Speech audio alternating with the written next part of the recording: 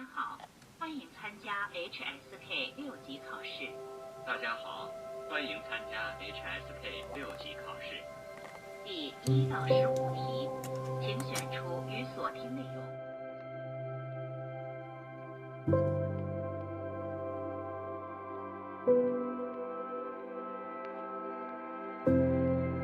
我觉得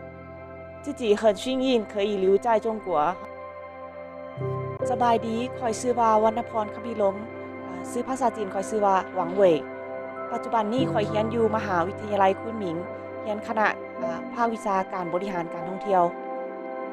第1年来到中国那天我还不会说中文开始来的时候我不太习惯吃中国菜每天早上5点半我一定要起床我自己学习然后没有灯然后我要用那个电脑的灯记单词背单词背中文的天天我都有自己的安排自己的计划我有机会来到中国了我只有5年的时间在这里我想去很多地方旅游